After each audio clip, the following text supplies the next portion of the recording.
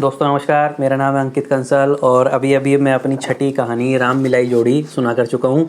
बहुत मज़ा आया मुझे सुनाने में, उम्मीद है आपको भी बहुत मज़ा आएगा। कि ये राम मिलाई जोड़ी है क्यों। लड़का पलवल का है अनिकेत अग्रवाल नाम का, लड़की है साउथ दिल्ली की अमृता चोपड़ा। तो दोनों का बिल्कुल मिसमैच है। लड़की सीए है, एक साउथ दिल्ली की बहुत बड़ी कंपनी में काम करती है। लड़के का अपना डिपार्टमेंटल स्टोर है और वहीं पीछे साथ में अपना इंश्योरेंस का और अपना शेयर ब्रोकिंग का काम करता है। सबसे पहला सीन आता है दोस्तों, सुबह को 8 बजे फादर मदर और ये अनिकेत ये आपस में बहस हो रही है कि भाई तू लड़की यस क्यों नहीं कर रहा, इस लड़की में क्या कमी है। तो उसके लिए एक रिश्ता आया हुआ होता है इस साउथ दिल्ली वाली लड़की का। तो कहता है भाई जॉब वाली लड़की मुझे पसंद क्यों करेगी, कितना हमारे बीच में फ़र्क है। वो साउथ दिल्ली की, मैं पलवल का हूँ। अच्छा पलवल का तो ऐसा नहीं है बिल्कुल गाँव का लगेगा, ऐसा नहीं है, शरीफ है ये। तो उसकी मम्मी अड़ जाती है कि भाई या तो तू इस लड़की से मिल और नहीं तो मैं जो हूँ आमरण अनशन कर रही हूँ, मैं कुछ खाऊंगी नहीं इतने। तो जो इसका बिजनेस है वहाँ जो इसके स्टाफ है वो उसके दोस्त जैसे लोग हैं, तो वो भी कहते हैं सर मिल लो। तो वो कहता अपने पास्ट एक्सपीरियंसेस बताता है कि भाई पहले भी इतनी लड़कियों से फ़ोन पर मेरी बात हुई है, सब लोग मुझे मना कर देती हैं क्योंकि मैं पलवल से हूँ और वो तो वैसे भी साउथ दिल्ली की, मुझे पसंद नहीं करेगी। रात को मम्मी का फास्ट वो तोड़ने के लिए ज़बरदस्ती उसको ओके कहना पड़ जाता है और सुबह को उसकी फादर की और लड़की के फादर की डीलर से बात होकर, जो बिचौलिया होता है, उनकी मिलने की मीटिंग फिक्स हो जाती है। 12 बजे के आसपास इसके ऑफिस की लाइट्स ऑफ कर दी जाती है। फादर ऑफ करवा देते हैं फ़ोन करके स्टाफ से और आपको बुलाया है तैयार होने के लिए। अब इसको तैयार करा जा रहा है, कपड़े लाए जा रहे हैं। पेरेंट्स अकेलौता लड़का है, शेविंग के लिए सामान ला रहे हैं फादर। मेरा वाला आफ्टर शेव लगा के जा, दे डियो और ये वाला सेंट लगा के जा। दूसरी तरफ सुबह को लड़की का भी अपने फादर से आर्ग्यूमेंट होता है कि मुझे भी शादी नहीं करनी, क्योंकि उसके भी 3-4 जो मीटिंग्स हुई, उसकी तो प्रॉपर मीटिंग हुई है, वो भी मीटिंग खराब हुई है उसकी लड़कों से। और वो कहती है, फिर उसे भी मानना पड़ जाता है और वो कहती है कि ठीक है मेरी एक बॉस से मेरी मीटिंग है, उससे मिलकर मैं चली जाऊंगी। बॉस जो है उस मीटिंग में इसको प्रपोज कर देता है। तो ये पलवल जब जा रही है तो उस लड़के को मना करने जा रही है, लेकिन जब वहाँ मीटिंग होती है और ये लड़के से कह रही होती है कि देखिए मैं आपसे कुछ कहना चाह रही हूँ, तो लड़का कहता है हाँ जी मैं जानता हूँ आप मुझसे क्या कहने वाली हैं। यही ना कि आप साउथ दिल्ली की हैं, मैं पलवल का हूँ, हमारे बीच में कितने कल्चरल डिफरेंसेस हैं। आपके लिए तो कोई कॉर्पोरेट जॉब वाला ही लड़का अच्छा रहेगा, मेरे लिए तो कोई घरेलू लड़की या जो टीचिंग जॉब करती हो स्कूल या कॉलेज में वो अच्छी रहेगी। अब वो तो उस मीटिंग में हिप्नोटाइज हो जाती है, मंत्रमुग्ध हो जाती है कि मैं क्या कहने आई थी। और लड़का क्या निकला, उसकी हॉस्पिटैलिटी से, उसके विचारों से कि लड़कियों को तो इंडिपेंडेंट होना ही चाहिए ताकि वो अपने हस्बैंड या अपने स्पाउस के सामने हाथ ना फैला सकें। ऐसी ऐसी बातें जो लड़कियां पसंद करती हैं। और उसको वो गेट तक, गाड़ी के गेट तक छोड़ने जाता है और उससे यही कहता है कि आप मेरी बस इतना काम कर देना कि मना आप कर देना। अगले दिन अपने ऑफिस में लड़की ये सारी कहानी अपने चारों लड़कियों को बताती है कि ऐसे लड़के से मैं मिली थी। चारों लड़कियां कहती हैं कि हम तो उससे बिना मिले ही शादी करने के लिए तैयार हैं, यदि इतना अच्छा लड़का है तो। वो अपने फादर से लड़की ओके कर देती है कि मुझे रिश्ता मंजूर है। लड़का चौंक जाता है। तो जब दोनों फादर्स की मीटिंग होती है घर पर, रिंग सेरेमनी के लिए आए हुए होते हैं वो लोग, तो लड़की के फादर की छोटी छोटी बातों पर लड़ाई बढ़ती चली जाती है कि शादी 5 स्टार होटल में होगी, फार्म हाउस बनी होगी, शादी में ये खर्चे होंगे, इतने खर्चे होंगे, मिलनी नहीं होगी, आप अपनी पलवल की जेंट्री थोड़ा सा देख कर बुलाना, बहुत अच्छे अच्छे लोग ही बुलाना, हो सके तो लड़का घर जमाई नहीं हम चाहते लेकिन साउथ दिल्ली में शिफ्ट हो जाए। और सबसे लास्ट में नंबर ऑफ गेस्ट्स के ऊपर लड़ाई ज़्यादा हो जाती है कि लड़की के पापा ये कहते हैं इतने आदमी बुलाओगे तो हम क्या वहाँ पे झूठ डोने पत्तल खाने आएंगे। तो जब वो अपने सहेलियों को ये बात बताती है कि वहाँ ऐसे ऐसे लड़ाई हो गई, तो चारों लड़कियाँ लड़के से मिलने आती हैं। अब वो तो उन्हें जानता नहीं है, ऑफिस से मिलकर उनसे शौक हो जाता है। लंच के लिए उन्हें फिर उसी रेस्टोरेंट में ले जाता है वो, और उसकी उस हॉस्पिटैलिटी को देखकर, वुमेन्स के बारे में वो विचार सुन के वो तो उससे और भी ज़्यादा शादी करना चाहती हैं, कह के नहीं जाती लेकिन। और इंस्टाग्राम पे वो खाने का फ़ोटो और एक ग्रुप फ़ोटो लेकर इंस्टाग्राम पे डाल देती हैं। ये इंस्टाग्राम का फ़ोटो देखकर अमृता की उनसे लड़ाई हो जाती है। लड़ाई हटवाने के लिए वहाँ एक 5वीं लड़की और होती है, मैच्योर लड़की, वो लड़ाई को रुकवाती है। अगले दिन अमृता लड़के से फिर मिलने आती है। पहले तो वो लड़के को गुस्से पे फ़ोन पर कहती है तुम मुझसे मिले को, तो वो कहता है मैं क्या करता जी, नंबर तो मेरा और एड्रेस आपने दिया होगा जी। अब जब वो नेक्स्ट डे उससे फिर मिलने आती है तो उसके और विचार सुनकर, उसके हॉस्पिटैलिटी को देखकर वो फिर उसके साथ मंत्रमुग्ध हो जाती है। तो शाम को जब वो घर पहुंचती है, ये डिसाइड करके गाड़ी में कि शादी तो मैं इससे ही करूंगी, बॉस से नहीं करूंगी। तो बॉस अपने फादर को लेकर और अपनी मम्मी को लेकर तो घर में रिश्ता लेके आया हुआ था, रिश्ता तय हो जाता है। दोनों फादर आपस में क्लासमेट निकलते हैं अपने स्कूल के। तो मॉर्निंग में जब वो रेडी हो रही होती है घर में सगाई के लिए, तो उसको 5वीं लड़की का फोन आता है कि चारों लड़कियां अपने अपने पेरेंट्स को लेकर लड़के के घर पर जा रही हैं और उसके ऑफिस पर जा रही हैं प्रॉपर प्रपोजल लेकर। तो वो लड़के को फोन करती है कि तुरंत अपने ऑफिस से निकलो और मैं वहां पहुंच रही हूँ, मुझसे मिलो। तो डोर उसका बंद होता है और वो अपने कमरे से कूदकर सारी ज्वेलरी, सब अपने वैल्यूएबल्स लेकर वो पलवल की तरफ भागती है। और वो चारों लड़कियां अपने पेरेंट्स के साथ उसके ऑफिस में और पहले जाती हैं, फिर उसके घर पर जाकर आपस में उनकी लड़ाई हो रही होती है उन चारों की कि मैं शादी करूंगी, मैं शादी करूंगी। और फादर खुश, अब तक तो एक भी लड़की शादी करने को तैयार नहीं थी, अब इतनी इतनी लड़कियां शादी करने को तैयार है। वो तुरंत उस रेस्टोरेंट पे निकल जाता है। लड़की को देख के वो चौंक जाता है कि ये तो सगाई छोड़कर, ये अपनी सगाई की ड्रेस में कैसे। वो अपने प्यार का इजहार कर देती है और लड़का भी अपने प्यार का इजहार उससे अब कर देता है और वो वहां से निकल जाता है और फादर को अपने फोन कर देता है कि मैं यहाँ से जा रहा हूँ, भाग रहा हूँ उसके साथ में।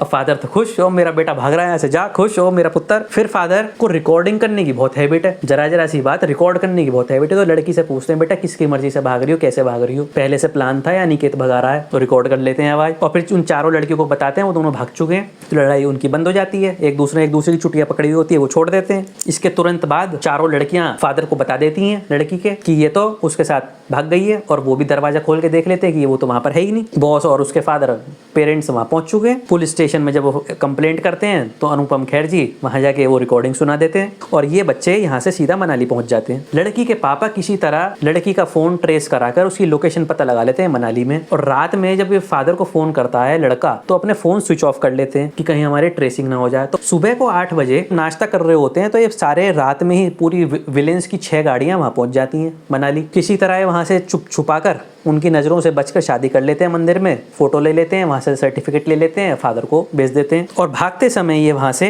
2 छोटे छोटे मोबाइल खरीद लेते हैं। विलेंस की इनसे नजर मिल जाती है, जाम की वजह से मनाली रूट पे ये तो आगे निकल जाते हैं, वो 6 गाड़ियां पीछे रह जाती हैं। और ये 2 फोन, बड़ा जनरल सा सीन है, शिमला जाती हुई बस में फेंक देते हैं, शिमला जाती हुई ट्रक में। तो लड़की का फोन जैसे ही स्विच ऑन होता है, सिम डलता है, वो पुलिस वाला अलर्ट कर देता है कि ये मनाली से शिमला की तरफ जा रहे हैं। जबकि ये शिमला ना जाकर वहीं से कुल्लू से पहले एक गाँव में से रास्ता ले लेते हैं, हमीरपुर, होशियारपुर, और फिर वहां से फादर से राय मिलाकर ये लोग अमृतसर निकल जाते हैं, गोल्डन टेम्पल वाला अमृतसर। और फादर पुलिस को फोन करके शिमला से इन 6 गाड़ियों को लेकर आया जाता है पुलिस की कस्टडी में। फादर दिन में सारी प्लानिंग कर देते हैं, बच्चों का वीजा तैयार करवा देते हैं, तत्काल वीजा। बच्चों को अमृतसर से नेक्स्ट डे की मुंबई की फ्लाइट करवा देते हैं ताकि मुंबई से अब ये यूरोप निकल जाएं घूमने के लिए, इनके हाथ में ना आ जाए विलेंस के। सुबह सुबह बच्चे गोल्डन टेम्पल में माथा टेक कर मुंबई की फ्लाइट पकड़ लेते हैं। मुंबई पहुंच के शॉपिंग वगैरह करते हैं यूरोप की। और बॉस को एक आइडिया आता है और अपना लैपटॉप खोल के वो लड़की की लोकेशन ट्रेस कर लेता है। बॉस उसके फादर, लड़की के फादर नहीं, अपने सारे गुर्गों को लेकर, लगभग 12 गुर्गे हैं, और ये रात में ही चार्टर्ड फ्लाइट लेके मुंबई उतरते हैं। वो उस समय ये तो उतर रहे हैं और ये लोग स्विट्जरलैंड के लिए रात की 1 बजे की एयर इंडिया की फ्लाइट से जा रहे हैं। दोस्तों जैसे ही ये स्विट्जरलैंड पहुंचते हैं तो पहले तो एक रोमांटिक गाना आता है और ये वहां भी इनकी लोकेशन ट्रेस कर लेते हैं। जैसे कांटे फिल्म में सब लोग लंबे लंबे कोट पहन के निकलते हैं चार्टर्ड प्लेन से, ऐसे सारे विलेंस इस बार लड़की के फादर भी स्विट्जरलैंड उतरते हैं। और लड़के लड़की जब स्विट्जरलैंड से पेरिस की फ्लाइट में बैठे हुए होते हैं तो विलेन से उनकी नजर मिल जाती है। पेरिस पहुंचते ही इनको टेंशन तो होती है ना, पता कैसे चला, तो कहते हैं शायद मुंबई के होटल से पता चल गया होगा। तो आईफिल टावर के नीचे बैठे होते हैं, तभी इन पर अटैक होता है। अटैक में ये हर बार बच जाते हैं और ये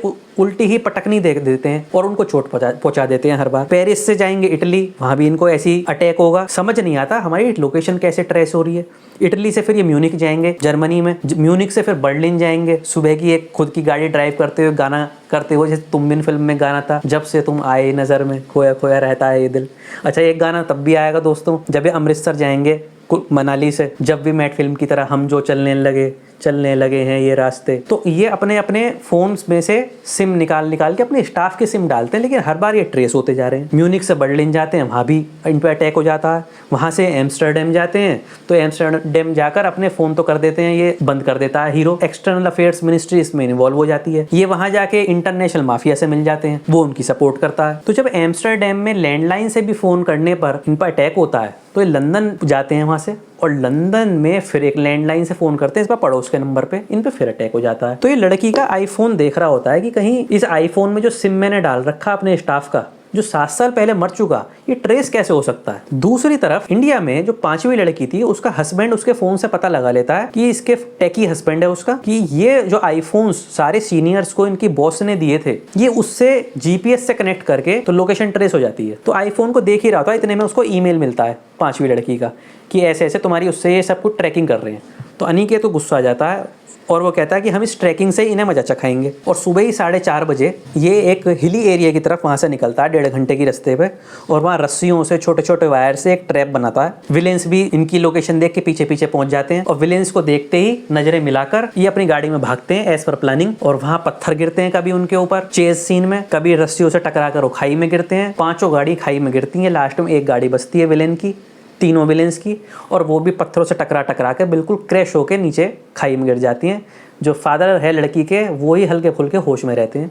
थोड़ी देर बाद लड़के लड़की की गाड़ी भी डिसबैलेंस होकर एक पत्थर से टकरा के खाई में गिरती है, उसमें ब्लास्ट हो जाता है। एयरपोर्ट पर सबकी डेड बॉडीज आती हैं, उनकी बॉडीज मिसिंग हैं अभी लड़के लड़की की। अपनी बेटी की मौत की खबर सुन के ये विलेन बस यही बच रहे हैं, बिल्कुल टूटे फूटे बेड पर, स्ट्रेचर पर ये टूट पड़ते हैं। लड़के के फादर से माफी मांगते हैं। हॉस्पिटल के रूम में एक सीन होता है जहाँ पे अपने कर्मों का पश्चाताप करते हैं। अब दोस्तों क्या लड़का लड़की बच गए होंगे? उनका ये प्लान था कि हम अपने आप को खुद को मार दें, दिखाएं, क्योंकि वो पेरेंट्स को तो मारना नहीं चाहते थे कि हम एक शांति का जीवन जिएंगे ऐसे शो करके, या वो एक्चुअल में मर चुके हैं? क्या ये वापस इंडिया आएंगे और इनकी शादी होगी, या फादर फिर से कोई और व्यू रच देंगे, या वो फादर अच्छे रास्ते पे आ चुके हैं? यदि इनकी शादी होगी तो इन्हें लड़के के फादर क्या क्या गिफ्ट देंगे? फिर से अपने कुछ शेयर्स बेचेंगे कुछ करोड़ के, नया घर नई गाड़ी, ऐसा तो नहीं देंगे? लास्ट का सीन किस तरह का होगा? क्या सब लोग इनकी डेथ पर अफसोस कर रहे होंगे, या ये हैप्पीली अनिकेत तो अमृता अपने नए घर की लॉबी में सोफे पर बैठे होंगे? दोस्तों यदि आप मेरी कहानी सुनना चाहते हैं तो आपको कुछ नहीं करना, नीचे दिए लिंक पर, यूट्यूब लिंक पर आपको क्लिक करके कहानी देखें फ्री में, और अपने कमेंट्स करके बताएं कि आपको कहानी कैसी लगी। और हाँ, इस फिल्म में जो बॉस मर गया, उनके फादर मर गए,